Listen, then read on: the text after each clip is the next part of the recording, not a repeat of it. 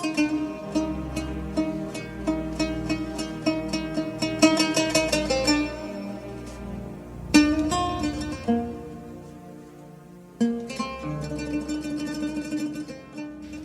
الله الرحمن الرحيم الحمد لله ذي العز المجيد والبطش الشديد المبدئ المعيد الفعال لما يريد والصلاة والسلام على سيدنا محمد النبي الأمين وعلى آله وصحبه أجمعين. Chers frères et sœurs, l'homme qui vit assez longtemps passe dans sa vie ici-bas par plusieurs étapes de développement qu'on peut récapituler en 3 grandes phases. La première est la phase de faiblesse. Elle regroupe les étapes de son développement embryonnaire, puis son bas âge. Pendant cette étape, l'homme est frappé de toutes les formes de l'indigence physique et mentale et il est totalement dépendant de ses parents. La deuxième phase est celle de la force de l'âge. Elle regroupe les étapes de son adolescence puis de sa vie d'adulte. Et durant cette phase, l'homme acquiert au fur et à mesure des aptitudes intellectuelles et cognitives, développe sa force physique et jouit d'une certaine autosuffisance. Enfin, vient la troisième phase de sénilité. C'est une phase où l'homme, vieillissant, se voit réduit dans ses capacités physiques, voire mentales.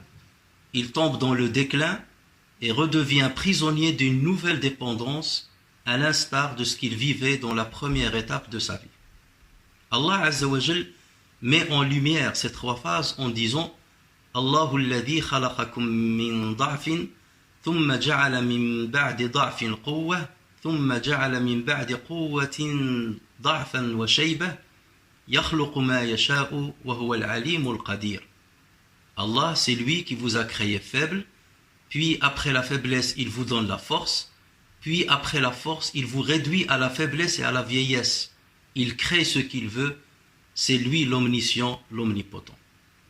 Nous avons au moins 3 leçons à retenir de ce verset. La première leçon, c'est Allah Azza wa Jal qui nous fait basculer d'une étape à une autre. C'est lui qui nous accorde les moyens et les outils, qui nous procure la force physique, la connaissance, l'intelligence et la suprématie sur terre. Le mérite revient donc exclusivement à lui et non à une quelconque puissance qui nous serait inhérente. Allah Azza wa Jal dit à ce propos: والله أخرجكم من بطون أمهاتكم لا تعلمون شيئا وجعل لكم السمع والأبصار والأفئدة لعلكم تشكرون. Et Allah vous a fait sortir des ventres de vos mères dénués de tout savoir et vous a donné lui les yeux et les cœurs afin que vous soyez reconnaissants. La deuxième leçon, lorsque l'homme se situe dans la deuxième et la troisième phase de sa vie, il devient religieusement responsable de ses actes et doit en rendre compte le jour du jugement. Que sa force physique, sa connaissance, sa science, sa fortune, sa notoriété ne lui fassent pas oublier d'où il vient et vers quel état il sera réduit. Malheureusement, les humains dans leur majorité sont inconscients de cette vérité, ou du moins ils l'occultent dans la conception qu'ils se font de leur vie. Ils pensent que leur richesse matérielle et intellectuelle, leur connaissance scientifique et le contrôle qu'ils opèrent sur la nature les rendent invulnérables et invincibles.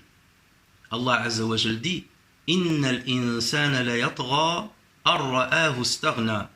Vraiment, l'homme devient rebelle dès qu'il estime qu'il peut se suffire à lui-même à cause de sa richesse. La troisième leçon, ne pas reconnaître sa faiblesse intrinsèque conduit l'être humain souvent, aussi bien à l'échelle individuelle qu'à l'échelle collective, à s'affranchir des vertus essentielles qui doivent marquer son être, telles que la reconnaissance envers Dieu, l'humilité, l'empathie, le partage, l'altruisme et la justice. Le Coran nous a à ce propos narré l'histoire de Qarun, Corée, un homme aveuglé par sa fortune. Il fut exhorté par ses pères qui lui dirent: La tafrah, inna Allah la yuhibbul farihin, wabtaghi fima ataka Allahu ad-dar al-akhirata wa la tansa nasibaka min ad-dunya wa ahsin kama ahsana Allahu ilayk wa la tabghi al-fasada fil ardi inna Allah la yuhibbul mufsidin. Ne te réjouis pas, car Allah n'aime pas les arrogants. et recherche à travers ce qu'Allah t'a donné la demeure dernière. Et n'oublie pas ta part en cette vie et sois bienfaisant comme Allah a été bienfaisant envers toi. Et ne cherche pas la corruption sur terre car Allah n'aime pas la corruption. Corée se contenta de leur répondre « Innama utituhu ala ilmin indi » c'est par une science que je possède que ceci m'est venu. L'égoïsme, l'orgueil, la vanité, la corruption deviennent la règle dans les sociétés sans attache spirituelle. Heureusement, Allah Azza wa Jal rappelle à l'ordre ses serviteurs par diverses épreuves, par la maladie, l'insécurité, la perte des proches, la pauvreté et la peur. Il dit à ce propos وَلَنَبْلُوَنَّكُمْ بشيء من الخوف والجوع ونقص من الأموال والأنفس والثمرات وبشر الصابرين الذين إذا أصابتهم مصيبة قالوا إنا لله وإنا إليه راجعون. Très certainement, nous vous éprouverons par un peu de peur, de faim et de diminution de biens, de personnes et de fruits. Et fais la bonne annonce aux endurants qui disent quand un malheur les atteint, certes nous sommes à Allah et c'est à lui que nous retournerons. Lorsque l'homme est lacéré par les griffes de la maladie, lorsqu'il est mordu par les crocs de l'insécurité, lorsqu'il est écrasé par le poids de la peine, il découvre la réalité de sa vulnérabilité et se rend compte que sa vie ne tient qu'à un fil qui peut lâcher d'un moment à un autre.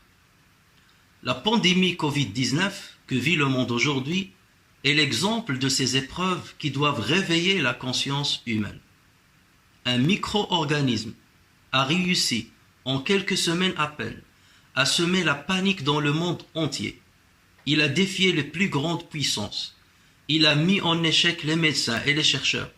Il a forcé au confinement plus de 3 milliards de personnes.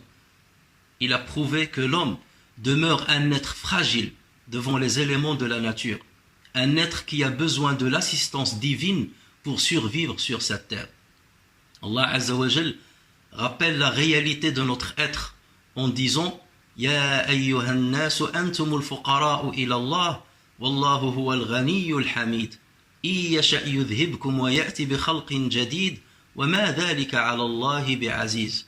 Ô hommes, vous êtes les indigents ayant besoin d'Allah et c'est Allah lui qui se dispense de tout et il est le digne de louange. S'il voulait, il vous ferait disparaître et ferait surgir une nouvelle création. Et cela n'est point difficile pour Allah. Il est un aphorisme où Ibn Ata'illah al-Sakandari, rahimahullah, a mis l'accent sur ces vérités en disant Faqatuka laka dhatiyya wa wurudul asbabi mudhakkiratun laka bima khafiya alayka minha wal faqatu dhatiyatu la tarfa'uha al-awarid. Ton indigence t'est essentiellement inhérente et les épreuves qui te frappent en ce monde ne font que te rappeler ce qui t'en échappait. Et l'indigence essentielle n'est pas abolie par les contingences heureuses. Avec l'épreuve qui nous ébranle, chers frères et sœurs, nous avons besoin de reconnaître notre indigence, de revenir à notre humble condition, de manifester la reconnaissance qui se doit envers notre Créateur qui ne cesse de nous combler de ses bienfaits incommensurables. Nous avons besoin, plus que jamais, de promouvoir les valeurs de partage, d'entraide, d'altruisme et d'empathie envers les plus faibles. Espérons qu'on sortira de cette épidémie avec plus de foi, de patience et de bonnes résolutions afin que les jours qui nous restent dans cette vie soient un investissement fructueux pour l'au-delà. Allahumma inna nas'aluka min al-ulumi anfa'aha wa min al-arzaqi awsa'aha wa min al-afiyati atammaha. Allahumma ajirna min khizyi ad-dunya wa 'adhabi al-akhirah wa a'idhna min al-fitani ma dhahara minha wa ma batan innaka 'ala dhalika qadir wa bil ijabati jadir wa akhiru da'wana anil hamdulillahi rabbil alamin wassalamu alaykum wa rahmatullahi wa barakatuh.